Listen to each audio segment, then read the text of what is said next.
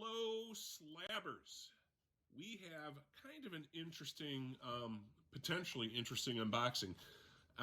Maybe it's a Adventures in Bad unboxing. I'm not sure, but we're gonna find out.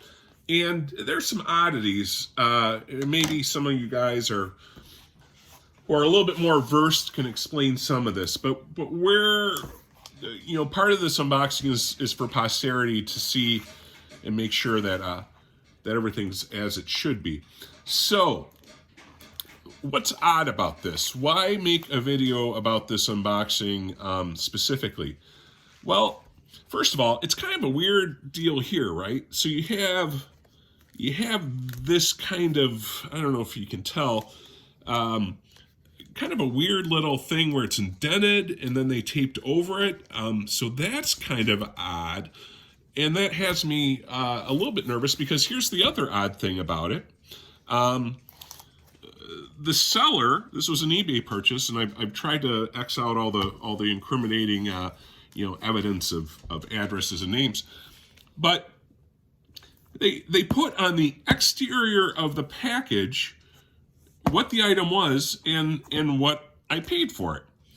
I don't know if that's safe to do with what do they call them, porch pirates who can steal stuff, or for that matter going through a postal system where I'm sure not every single U.S.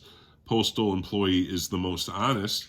I don't know about this. I think this is kind of not good.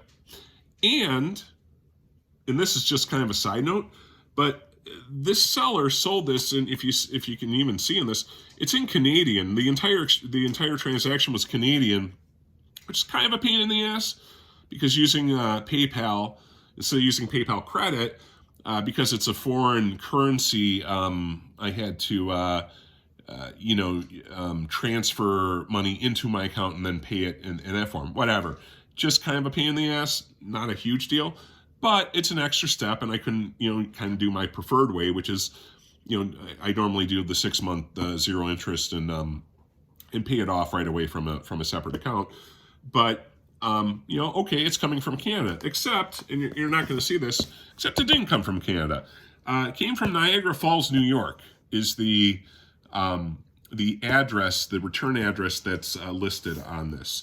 So, lot of goofy stuff here. You have a Canadian sale coming from New York with a full the full receipt and identifying what's in the package, being sent with again kind of a weird packaging technique. So let's have a little adventure and see if it is as it should be, and make sure that someone didn't open this in transit and knowing what was in it and say, oh yeah, I'm gonna grab that. Very interested in the community's reaction to this. Is any of this stuff odd to you? All of it? Is it something you'd be nervous about? Do you think the seller doing it in Canadian, is there some advantage to doing it in Canadian currency? Or is he I don't know, is he a Canadian seller and he jumps across the border to sell it to send it out of New York? I don't know. It's kind of weird. The whole thing's kind of weird.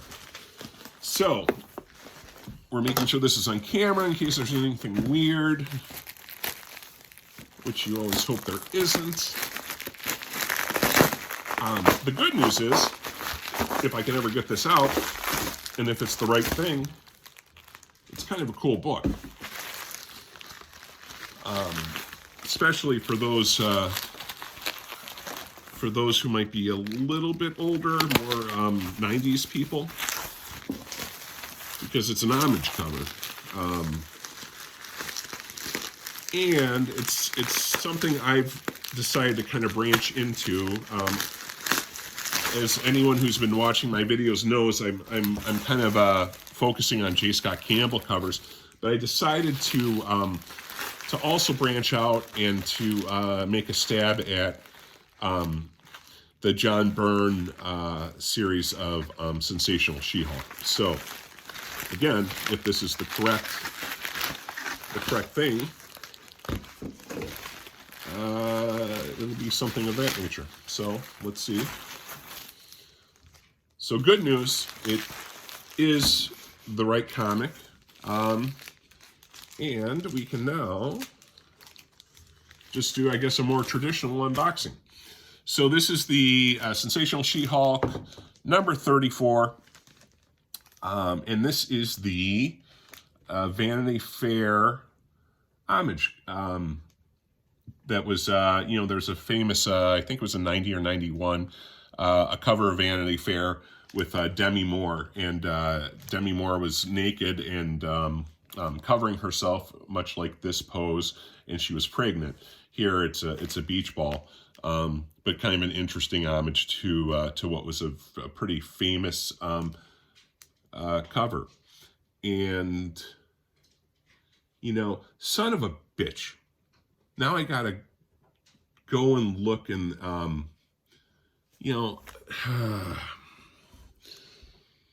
so if you look here, it's slid, right? It's slid past the indention, and that's not good. That's not good.